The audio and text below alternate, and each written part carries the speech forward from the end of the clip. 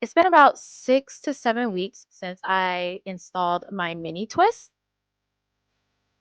and it's time to take it down. I am going to do a quick length check.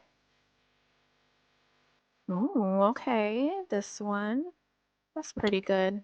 I can definitely tell the length of the growth. Let me pull some of the hair back so you guys can see. Ooh, look at that growth right here. Wow. Okay, let's try to grab a piece from the back.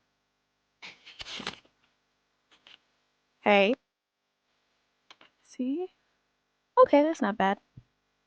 Twists are starting to try to lock with each other, so that's how I know, okay, girl, it's time to take this down. So I'm gonna get a little close so you guys can see everything.